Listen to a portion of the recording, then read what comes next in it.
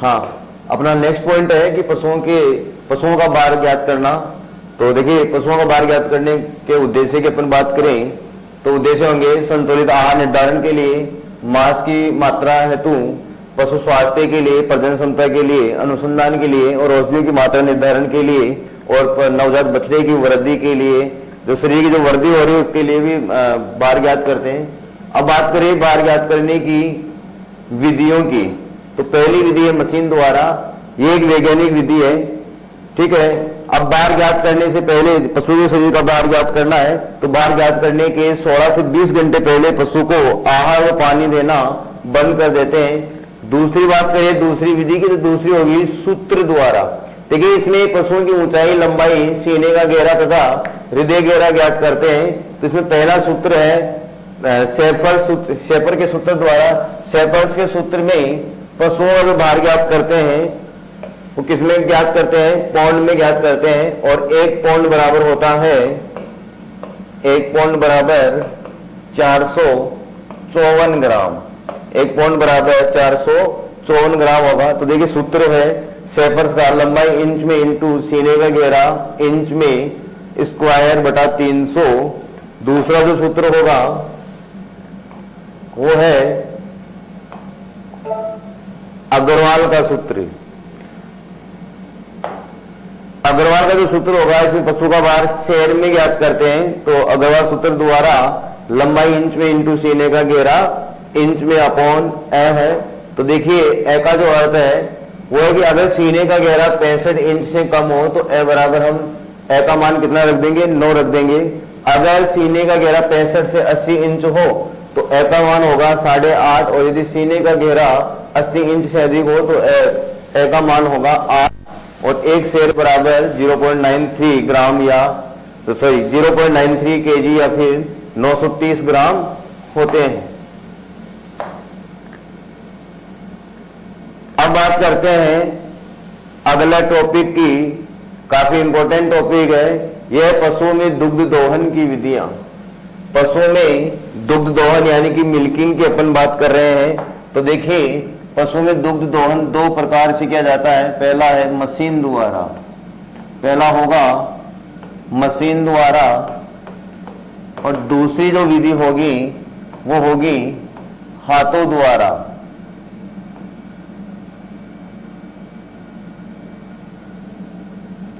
पहली विधि होगी मशीन द्वारा और दूसरी होगी हाथों द्वारा। देखिए, अपन बात करें मशीन द्वारा दुग्ध दोहन, तो देखिए मशीन द्वारा दुग्ध दोहन पशुओं में अधिक दूध उत्पादन करने वाले पशुओं में या फिर बड़े व्यावसायिक या राजकीय डेयरी फार्मों तक ही सीमित है। ऐसे पशु जो अधिक दूध देते हैं या पशुओं की संख्या ज्यादा है, वहां पर दुग्ध दोहन का कार्य मशीन द्वारा किया जाता है।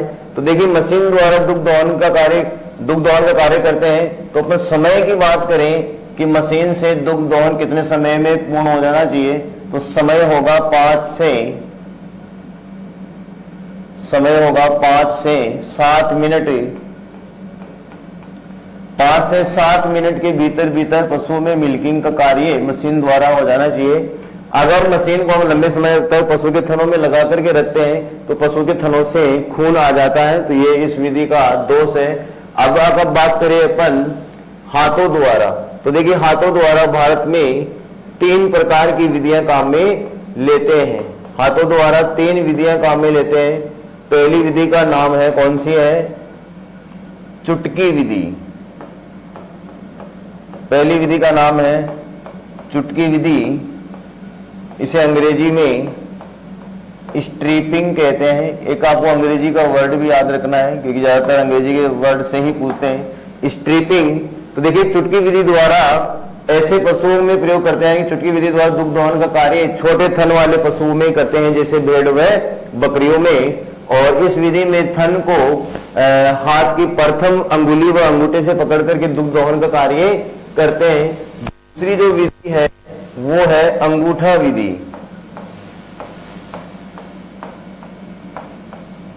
अंगूठा विधि इसको बोलते हैं नकलिंग।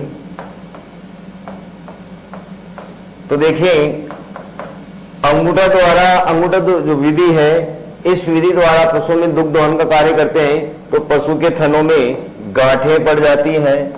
ये भी ध्यान रखना है कि वह कौन सी विधि है, जो दोषपूर्ण विधि है, गांठें पड़ जाती है। और ये एक ऐसी विधि है, दोषपूर्ण विधि है। ये एक दोषपूर्ण विधि है, ध्यान रखना। इस विधि से दुग्ध दोहन का कार्य बहुत ही कम किया जाता है। तीसरी जो विधि आएगी वो है पूर्णहस्त या मुट्ठी बांधकर अंग्रेजी में इसको कहेंगे फिस्टिंग या फुल हैंड मेथड होगा। इसमें संपूर्ण हाथ से दुग्ध दोहन का कार्य किया जाता है। यह है दुग्ध दोहन की, ध्यान रखना, सर्वोत्तम विधि है। ये कैसी विधि है? सर्वोत्तम विधि है। तो देखिए एक और बात करते हैं दुग्ध दोहन की। पशु में दुग्ध दोहन करते हैं तो पहले से लेकर के तीसरे व्यात में दूध उत्पादन बढ़ता है और चौथे से लेकर के पांचवें व्यात में दूध उत्पादन स्थिर रहता है और छठे व्यात के बाद में दूध उत्पादन में लगातार गिरावट आती है। समय हो गया है, ठीक है, दोष भी हो गया है। इसके बाद में हाथों द्वारा भारत में दुग्ध दोहन की 3 विधियां अपनाई जाती है। पहली थी कौन सी? चुटकी विधि यानी कि स्ट्रीपिंग। छोटे थन वाले पशुओं में प्रयोग करते हैं, जैसे भेड़ बकरी। इसमें थन को अंगूठे व प्रथम अंगुली द्वारा पकड़ा जाता है। दूसरी विधि की बात करें अंगूठा विधि को अंग्रेजी में नकलिंग कहते हैं। इस विधि द्वारा दुग्ध दोहन करते समय पशु के थनों में गांठें पड़ जाती है, इसलिए यह दोषपूर्ण विधि है। तीसरी विधि है पूर्णहस्त या मुट्ठी बांधकर फुल हैंड मेथड या फिस्टिंग। ये दुग्ध दोहन की सर्वोत्तम विधि है। फिर दुग्ध दोहन करते हैं बछड़े को दुग्ध दोहन करने से पहले बछड़े को दूध पिलाने के बाद में पशु के थनों को पोटाश के एंटीसेप्टिक लोशन के घोल से धोना चाहिए। इसके बाद में दुग्ध दोहन करते समय जब दूध का आरंभन होता है उस समय दूध में 1% वसा होती है और अंतिम भाग में 8.5%। इसके बाद में प्रत्येक शिस्टन ग्रंथि में 12 से 50 दुग्ध नलिकाएं आकर के खुलती है। यानी कि दूध कहां पर एकत्रित होता है? सिस्टर्न ग्रंथियों में होता है और सिस्टर्न ग्रंथियां स्यूडोफिरस ग्रंथियों का बदला हुआ रूप होता है। तो एक सिस्टर्न ग्रंथि में 12 से 50 दुग्ध नलिकाएं खुलती हैं और दूध एकत्रित दूध का संचय कहां होता है? सिस्टर्न ग्रंथियों में होता है। तो देखिए स्तन में दुग्ध संचय यानी कि निर्वाह है, गैलेक्टोजेनेसिस कहलाता है। और जो डेयरी पर जिन पशुओं को हमने दूध उत्पादन के लिए पाला है उनका औसत उत्पादक जो जीवन है जो कितने साल का है? 12 साल का, यानी 10 से 12 साल का होता है। यानी कि 10 से 12 साल तक ये अच्छा उत्पादन करते हैं।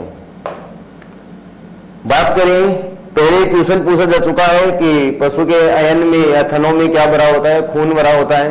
तो देखिए 500 से 600 लीटर खून के परिसंचरण से 1 लीटर दूध बनता है। यानी कि पशु की जो दुग्ध ग्रंथियां है, दूध का पशु का जो अयन है और थनों से 500 से 600 लीटर खून अगर गमन करता है तो 1 लीटर दूध बनता है।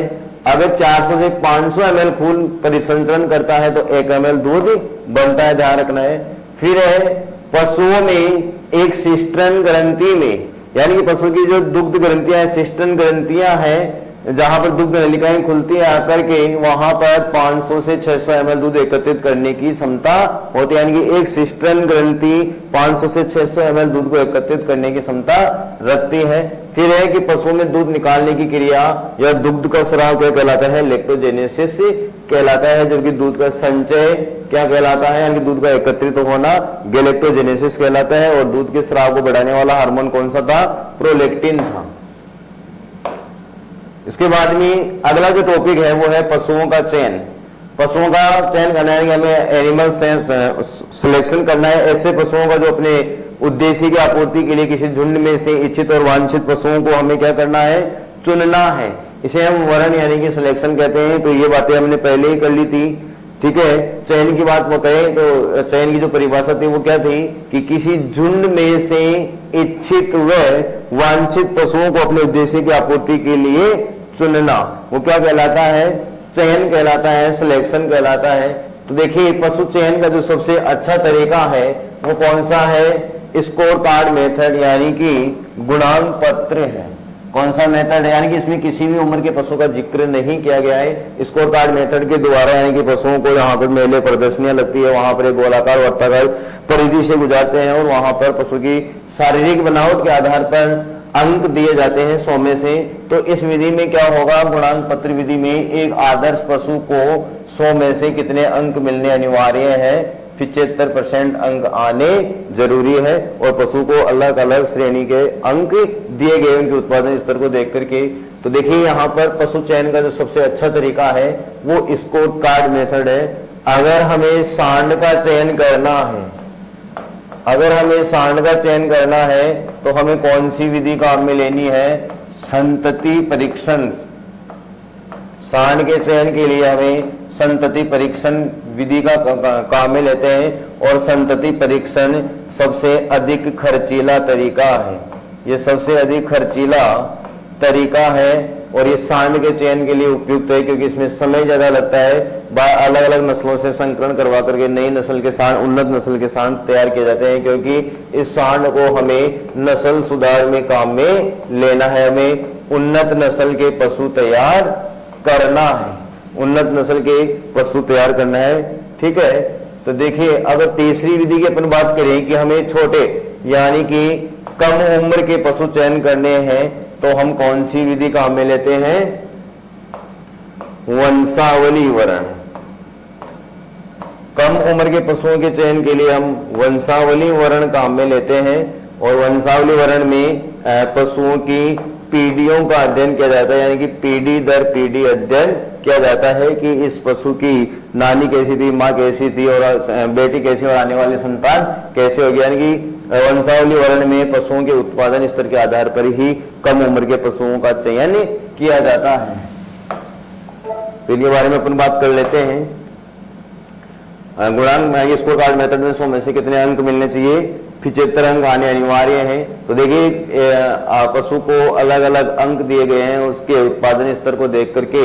तो जो सबसे अच्छा पशु होगा जिसमें सारे गुण अच्छे होंगे, उत्पादन स्तर भी अधिक होगा, शरीर की बनावट भी, अयन की बनावट भी है ना, सारी इन सभी को देख करके पशु को अंक दिए गए हैं 100 में से। तो इसमें 90 से अधिक मिले हैं। बहुत अच्छा जो पशु होगा उसे 85 से 90 अंक दिए गए हैं। जो अच्छा पशु होगा उसे 80 से 85 अंक दिए गए हैं। स्वीकार्य पशु को 70 से 80 अंक और जो ठीक ठाक है उसको 60 से 70। लेकिन अस्वीकार्य पशु यानी कि इनका उत्पादन स्तर बहुत ही कम है, ऐसे पशु नहीं करना कि उत्पादन कम और लागत ज्यादा आएगी तो घाटा ही होगा।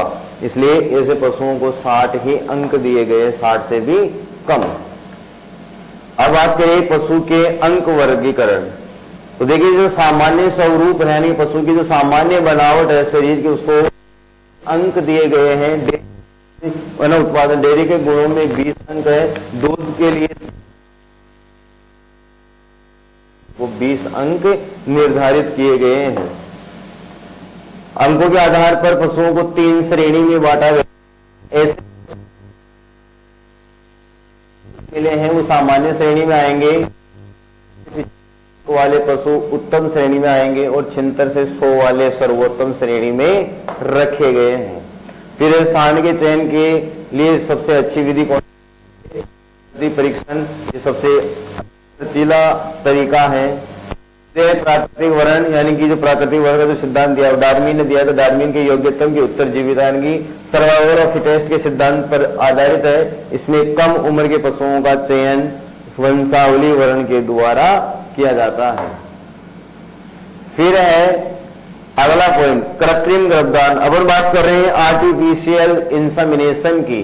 देखिए कृत्रिम गर्भधान को चलाने के पीछे उद्देश्य क्या रहा होगा कि उन्नत नस्ल के पशुओं का चयन करना। पीछे उद्देश्य क्या था कि पशुओं की नस्ल सुधारना। उन्नत नस्ल के पशु डेवलप करने के लिए आर्टिफिशियल इंसेमिनेशन की शुरुआत हुई। तो सबसे पहले 1939 में इसकी शुरुआत की गई। तो भारत में जो पहला जो कृत्रिम गर्भधान हुआ वो डॉक्टर संपत कुमारन ने 1939 में किया। इसके बाद में 1942 में डॉक्टर पी भट्टाचार्य ने आईवीआरआई इज्जत नगर उत्तर प्रदेश में आर्टिफिशियल इंसेमिनेशन किया। देखिए IVRA की अपन बात करें, IVRA का पूरा नाम है भारतीय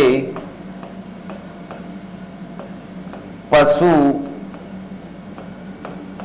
चिकित्सा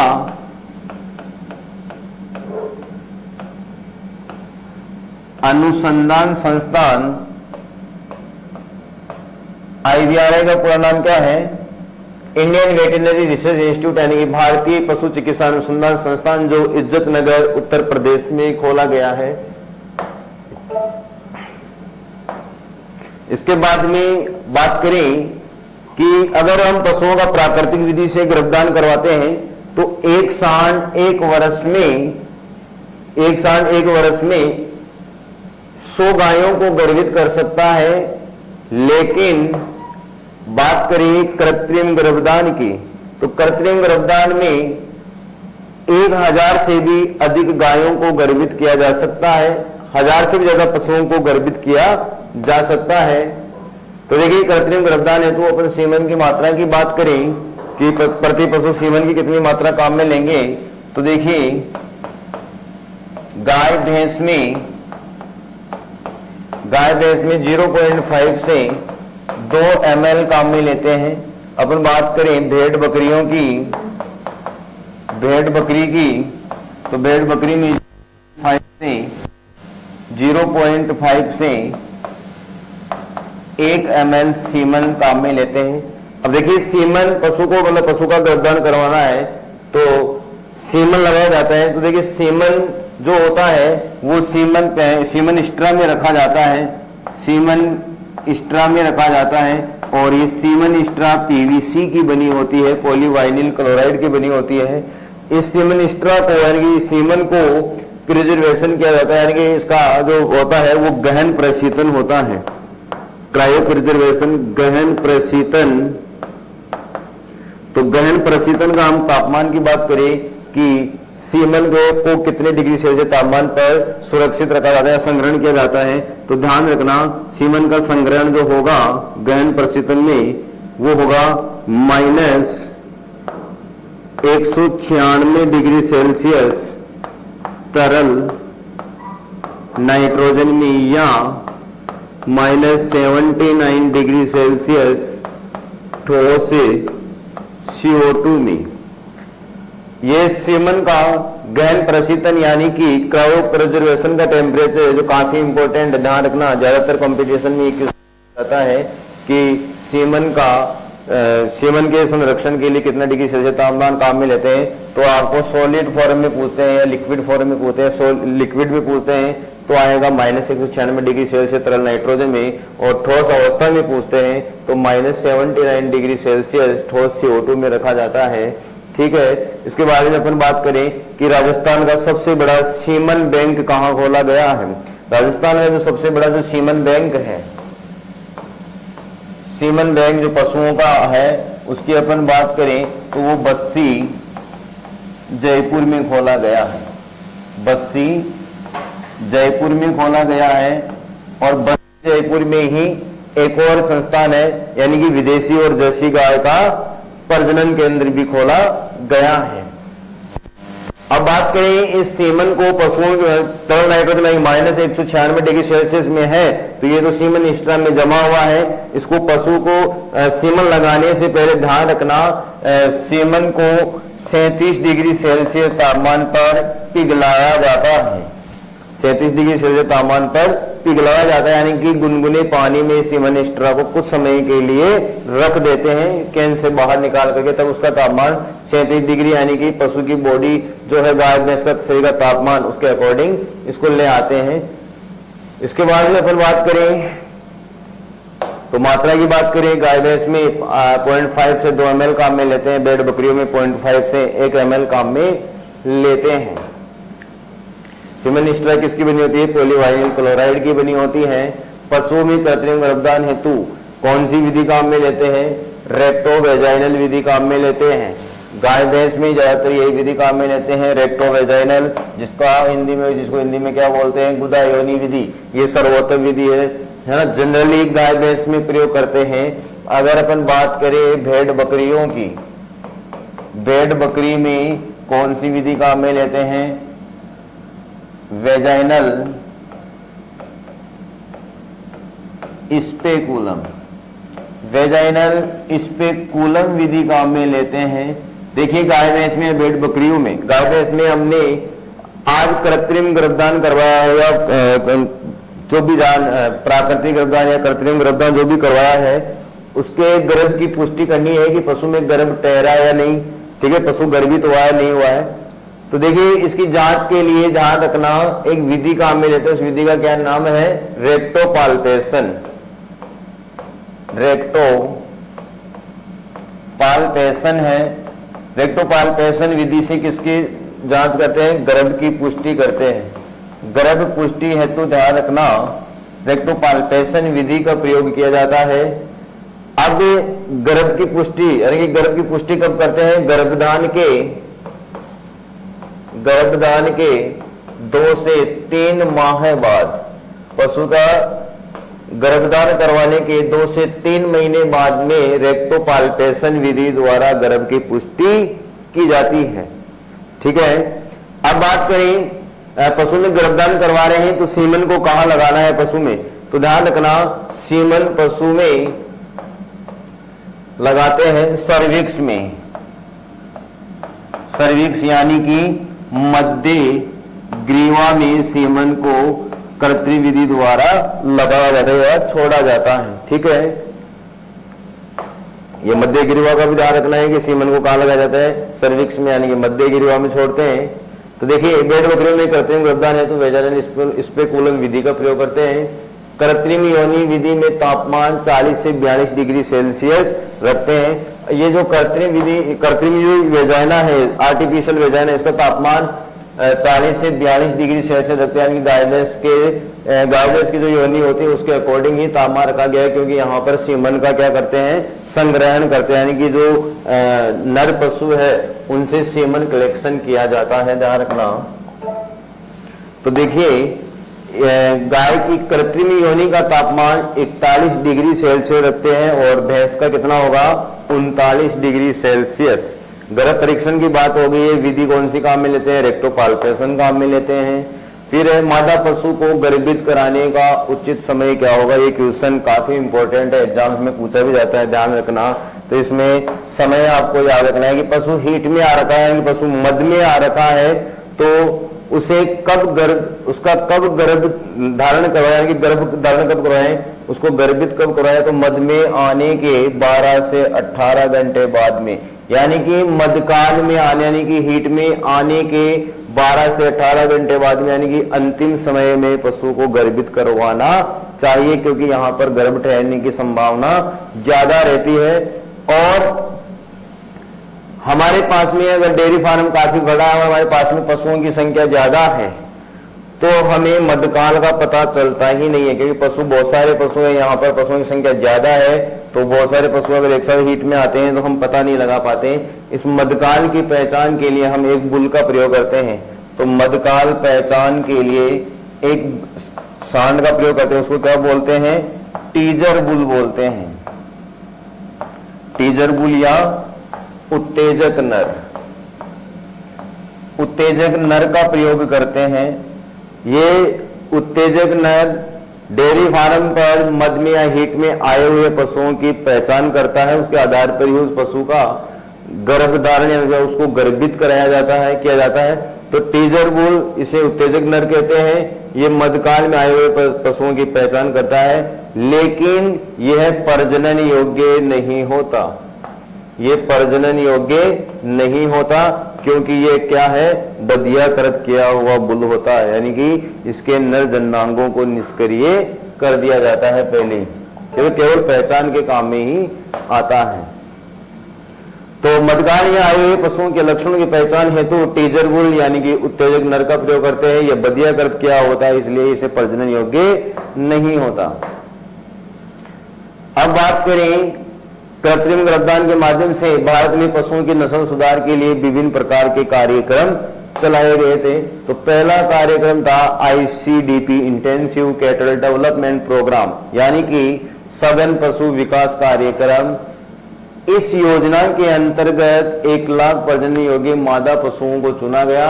इन पशुओं के नियंत्रण, प्रजनन, संतुलित आहार व रोग नियंत्रण की पूर्ण सुविधाएं प्रयोग किए गए।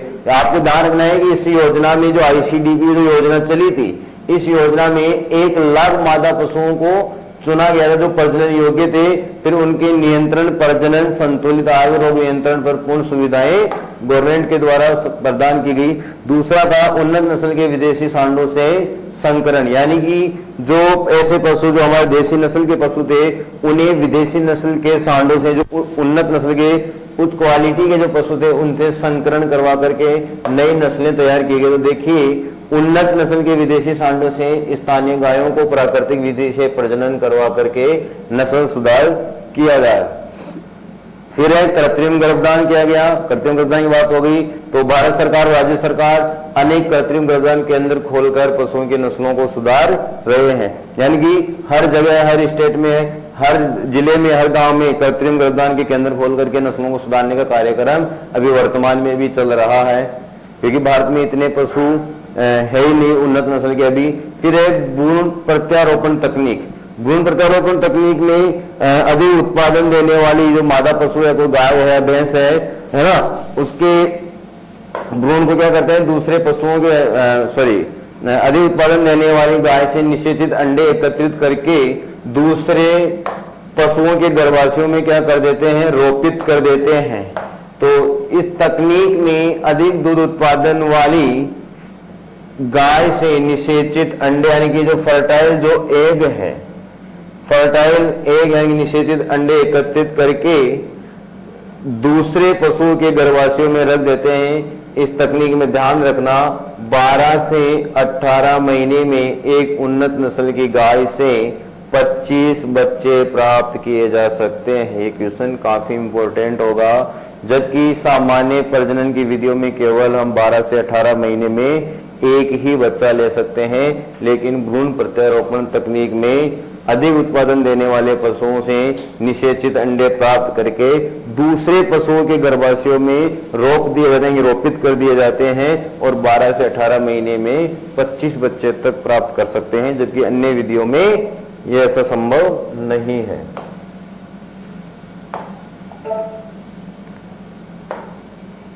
इसके बाद में विभिन्न राज्यों में नस्ल सुधार योजनाएं चलाई गई। तो देखिए, इंडो डेनिश प्रोजेक्ट, ये प्रोजेक्ट कहां चलाया गया, हेरिंगघाटा कर्नाटक में चलाया जा रहा है और इसमें स्थानीय नस्ल की गायों का रेड डेन नस्ल के सांडों से संकरण कराया जा रहा है। रेड डेन यानी कि स्थानीय नस्ल की गायों का रेड डेन नस्ल के सांडों से। तो रेड डेन नस्ल की जो गाय है, ये रेड डेन नस्ल की जो गाय है वो कहां की है, डेनमार्क की है। डेनमार्क की एक विदेशी नस्ल है, इसका जो मूल उत्पत्ति स्थल है रेड डेन का, वो डेनमार्क है। इसके बाद में अगला जो प्रोजेक्ट था वो था इंडो जर्मन प्रोजेक्ट। ये मंडी हिमाचल प्रदेश में, अल्मोड़ा उत्तर प्रदेश में चलाया गया था, दोनों जगह, यानी मंडी हिमाचल प्रदेश में और अल्मोड़ा उत्तर प्रदेश में। इस प्रोजेक्ट में जर्मन नस्ल यानी कि जो हाईलैंड व ब्राउन स्विस के सीमन से स्थानीय गायों का गर्भधान किया गया था। इसके बाद में इंडो स्विस प्रोजेक्ट, ये पटियाला पंजाब में चलाया गया था। इसमें ब्राउन स्विस नस्ल से हरियाणा व साहिवाल नस्लों को प्रजनित करके नस्ल सुधार किया गया। फिर है संतति परीक्षण। तो हर राज्य में उन्नत नस्ल के सांडों से गायों को गर्भित करवा करके उनसे उत्पन्न होने वाली बच्चियों का पालन पोषण करके उनका दूध उत्पादन देख करके अगली पीढ़ी के लिए उन्हें तैयार किया गया था। अभी थोड़ी देर पहले पढ़ा था ना, संतति परीक्षण तो सांड के चयन के लिए काम में आता है। तो सांडों से गर्भित करवा करके संतति परीक्षण सांड के लिए तो था, सांड के लिए था सबसे अधिक खर्चीली विधि थी। उनको गर्भित करवा करके अगली पीढ़ी के लिए उनको तैयार किया गया था। इसके बाद में बात करें, अगला है गौशाला एवं चारा विकास योजना। फिर था मूल ग्राम योजना, की विलेज योजना, काफी इंपॉर्टेंट है, ध्यान रखना। की विलेज योजना पशुओं की नस्ल सुधार योजना, नस्ल सुधार कार्यक्रम से संबंधित है। शुरुआत प्रथम पंचवर्षीय योजना 1950-51 में की गई थी, ध्यान रखना। इसमें लिखा है कि प्रत्येक पंचवर्षीय योजना में संपूर्ण देश में पशु विकास हेतु शुरू की गई थी। प्रथम पंचवर्षीय योजना जिससे पशुओं का पालन पोषण करके उनका उत्पादन स्तर बढ़ा सके, इस योजना की शुरुआत 1950-51 में की गई थी। तो 1950-51 में प्रथम पंचवर्षीय योजना की शुरुआत भी हुई थी। फिर है सहकारी योजना, डेयरी विकास की समस्याओं के समाधान के लिए एनडीडीबी का गठन किया गया। डेयरी विकास से संबंधित जो भी समस्याएं आती है, दूध का पैसा नहीं मिलना, उत्पादन स्तर को बढ़ाना, तो एनडीडीबी की स्थापना की गई। देखिए एनडीडीबी की बात करें, इसका पूरा नाम क्या है, राष्ट्रीय डेयरी विकास बोर्ड। राष्ट्रीय डेयरी विकास बोर्ड का मुख्यालय कहां पर है, आनंद गुजरात में। आनंद गुजरात में है। स्थापना की अपन बात करें, एनडीडीबी की स्थापना कब हुई थी, तो देखिए इसकी स्थापना 1965 में आनंद गुजरात में की गई थी। ठीक है, आनंद गुजरात में की गई थी। एनडीडीबी के अगर पहले चेयरमैन की बात करेंगे, पहला चेयरमैन कौन था, तो वो थे वर्गीज कुरियन। वर्गीज कुरियन। ऐसे ही आपका एक और इंस्टीट्यूट है एनडीआरआई, जो पिछली बार जेट में पूछ ले गया है, राष्ट्रीय यानी कि नेशनल डेयरी रिसर्च इंस्टीट्यूट, राष्ट्रीय डेयरी विकास डेयरी अनुसंधान संस्थान। तो राष्ट्रीय डेयरी अनुसंधान संस्थान ये कहां पर है, करनाल हरियाणा में है। ये करनाल हरियाणा में खोला गया है और इसकी स्थापना हुई थी 1955 में। भारत में इसकी स्थापना 1955 में की गई थी, जबकि राष्ट्रीय यानी कि नेशनल डेयरी डेवलपमेंट बोर्ड की स्थापना 1965 में आनंद गुजरात में की गई थी।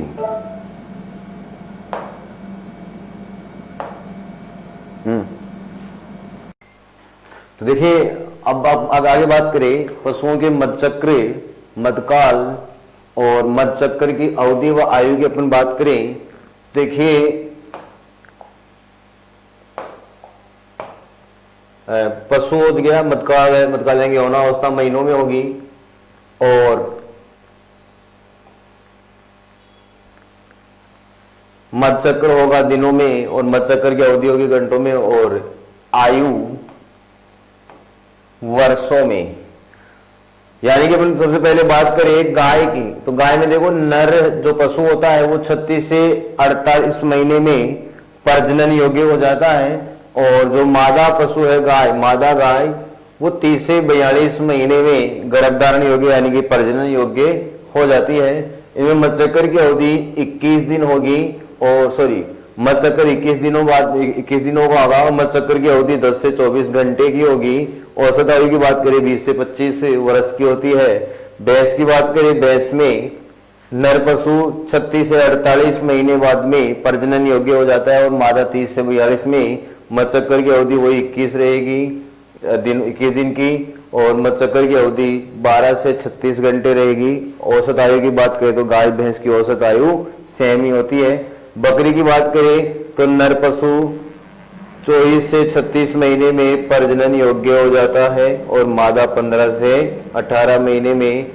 मधचक्र की बात करें तो वो 18 से 21 दिन का होगा और मधचक्र की अवधि 24 से 48 घंटे की होगी और औसत आयु 10 से 15 साल की होगी। भेड़ में नर की प्रजनन योग्य उम्र होगी 24 से 36 महीने और मादा की 15 से 18 और मधचक्र की बात करें तो 16 से 17 दिन का होगा। अवधि की बात करें तो 24 से 36 दिन की और उम्र की वही बात करें तो भेड़ और बकरी की बराबर होती है। ऊंट की बात करें तो नर ऊंट में यौना अवस्था यानी पुबर्टी 60 से 72 महीने की 5 से 6 साल के भीतर आती है। क्वेश्चन आ भी गया है कि नर ऊंट की यौना अवस्था यानी कि प्रजनन योग्य उम्र होती है तो 5 वर्ष होती है कम से कम। मधचक्र की बात करें 14 दिन और आयु की बात करें तो 40 दिन की होती है। जबकि मादा जो ऊंट होता है वो 3 से 4 साल में ही प्रजनन योग्य यानी कि गर्भधारण योग्य हो जाता है।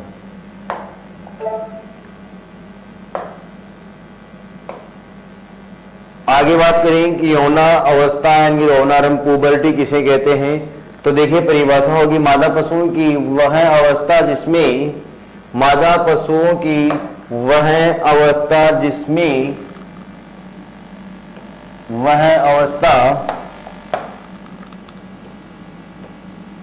जिसमें अंडा से पूर्ण विकसित हो जाता है और उस समय अंडाणु के बनने की प्रक्रिया प्रारंभ हो जाती है। इस अवस्था में मादा पशु गर्भधारण योग्य हो जाता है, यानी कि अंडा से पूर्ण विकसित हो जाता है और अंडाणु के बनने की क्रिया प्रारंभ हो जाती है और पशु गर्भधारण योग्य हो जाता है, तो यौनावस्था यानी कि पुबर्टी कहलाती है। इसके बाद में मध्यचक्र की अपन बात करें तो मध्यचक्र क्या होता है, दो मध्यकालों के मध्य की शारीरिक क्रियात्मक घटनाएं क्या कहलाती है, मध्यचक्र कहलाती है। और जो मध्यचक्र होता है इस अवधि में पशु गर्भधारण कर भ्रूण विकास है तो अपने शरीर में उचित वातावरण प्रदान करता है। ठीक है कि दो मध्यकालों के मध्य की शारीरिक क्रियात्मक घटनाएं क्या कहलाती है, मध्यचक्र कहलाती है। इस अवधि में पशु गर्भधारण कर भ्रूण विकास के लिए अपने शरीर में उचित या सुरक्षित वातावरण प्रदान करने का काम करता है। इसके बाद में मध्यकाल, देखिए मध्यकाल वह अवस्था होती है जिसमें मादा पशु नर पशु के साथ में संभोग की इच्छुक होती है ना, मादा पशु नर पशु के साथ में संभोग यानी प्रजनन की इच्छुक होती है। इसे ताप, गर्मी, हीट या पाली में आना कहते हैं। पशु यानी कि एक सप्ताह पूर्व 50 से 100 ग्राम पशु को अजवाइन प्रतिदिन खाने के तेल में देना चाहिए। अब देखिए वीर्यक तनुकरण के लिए 5 प्रकार के तनु कारक मिलाते हैं, यानी कि सीमन को पतला करने के लिए 5 प्रकार के तनु कारक मिलाए जाते हैं। तो देखिए पहला है अंडपीत, दूसरा है अंडपीत साइट्रेट, तीसरा है अंडपीत गिल्सरोल, फिर दुग्ध तनु कारक और रक्त तनु कारक के सीमन को तनु यानी पतला करने के काम में आते हैं। बात करें भारत में सीमन को पतला करने की दर, पशुओं के सीमन को पतला करने की दर है 1:200 है, यानी कि 1 भाग सीमन का होगा तो 200 भाग के किसका होगा, तनु कारक का होगा जो सीमन को पतला करने का काम आता है। सीमन स्ट्राइक की बात हो गई थी, लगाने से पहले 37 डिग्री सेल्सियस तापमान पर पिघलाते हैं। फिर कहते हैं गर्भधारण में सीमन को कहाँ लगाते हैं, मध्य गिरवा यानी कि सर्विक्स में लगाते हैं, इसकी बात हमने पहले ही कर ली है। इसके बाद भी बात करें पशुओं में शुक्राणुओं की गिनती हीमोसाइटोमीटर द्वारा की जाती है, ध्यान रखना हीमोसाइटोमीटर द्वारा की जाती है। फिर तनुकरण की बात कर ली कि पतला करने की दर 1:200 होती है। जब मादा गाय मध्यकाल के लक्षण प्रकट नहीं करती तो उसे हम साई यानी कि शर्मीली गाय कहते हैं, यानी कि पशु हीट में आ रखा है लेकिन कोई लक्षण नहीं दर्शा रहा है तो उसे हम साई या शर्मीली गाय कहते हैं। उसे हम क्या कहते हैं, साई या शर्मीली गाय, यानी कि मध्यकाल का लक्षण प्रकट करने से तात्पर्य क्या है कि पशु यहाँ पर दर्शा नहीं रहा है कि जब पशु मध्यकाल में होता है तो बार बार पेशाब करता है ना, पेशाब करता है, जो जिस खूंटे पर अपन बांध करके रखते हैं उसके चारों तरफ चक्कर काट लग जाता है, जोर जोर से रमाने लगता है, दूसरे पशुओं पर चढ़ने लगता है, माउंटिंग करने लग जाता है। तो ऐसे लक्षण अगर नहीं दर्शाता है कोई पशु तो उसे हम साई काऊ यानी कि शर्मीली गाय कहते हैं। और इस मध्यकाल को हम क्या कहेंगे, साइलेंट हीट कहेंगे, यानी कि शांत ऋतु कहते हैं, साइलेंट हीट कहते हैं। लेकिन ध्यान रखना साइलेंट हीट किस में पाई जाती है, भैंस में पाई जाती है। शांत ऋतु भैंस में पाई जाती है, ये ध्यान रखना, गाय में नहीं पाई जाती है। गाय कुछ गाय ही ऐसी होगी जो जिनमें साइलेंट हीट पाई जाती है, लेकिन भैंस में साइलेंट हीट पाई जाती है। हमारा आंसर क्या हो जाएगा, शांत ऋतु से भैंस हो जाएगा। तो देखिए साइलेंट हीट भैंस में पाई जाती है, ध्यान रखना। अगला जो चैप्टर हमारा छोटा सी वो है पशुओं में बधियाकरण यानी कि कास्ट्रेशन। हमने पहले पक्षियों में बधियाकरण पढ़ा था, उसको हमने केपोनाइजेशन पढ़ा था। यहां पर हम पढ़ रहे हैं पशुओं में बधियाकरण। पशुओं में बधियाकरण यानी कि कस्सीकरण, यानी कि नर पशुओं की प्रजनन क्षमता को रोकना है। कास्ट्रेशन। तो देखिए नर पशुओं की प्रजनन क्षमता को रोकने के लिए अलग अलग प्रकार की विधियों का प्रयोग किया जाता है। तो नर पशुओं की शुक्र ग्रंथियों को निकालने या निष्क्रिय करने को हम क्या कहते हैं, कास्ट्रेशन यानी कि बधियाकरण कहते हैं। बधियाकृत किया हुआ जो मादा है वो स्प्रेइंग कहलाती है, जबकि हमने पक्षियों में अंडाशय अपनयन पढ़ा था मादा को, और बधियाकृत किया हुआ नरमुर्गा कैपन कहलाता था, यहाँ पर अलग है। इसके बाद में बधियाकरण की उम्र की बात करें तो भेड़ बकरी के जो नवजात होते हैं उनको 1 से 2 माह की उम्र में ही उनके जो नरजन्नांग है उनको निष्क्रिय कर देना चाहिए, उनको बाहर निकाल देना चाहिए। और कृषि कार्यों में काम में आने वाले जो बैल है ना, भैंस का है, मेल ऊंट है, उनको 1 से 1.5 वर्ष की उम्र में बधियाकरण करना चाहिए। और बधियाकरण करने का जो सर्वोत्तम समय है वो है शीत ऋतु, शीत ऋतु है। इसके बाद में बधियाकरण की अपनी विधियों की बात करें, कास्ट्रेशन की विधियों की अपन अगर बात करें, बधियाकरण की विधियों की अपन बात करें, यहां पर कास्ट्रेशन होगा, ठीक है।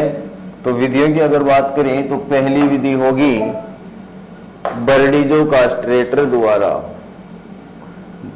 कौन सी विधि होगी, बर्डीजो कास्ट्रेट। देखिए बर्डीजो कास्ट्रेट जो है, बर्डीजो जो कास्ट्रेट है ये एक प्रकार का उपकरण भी है और ये बधियाकरण करने का एक सर्वोत्तम विधि भी है ना।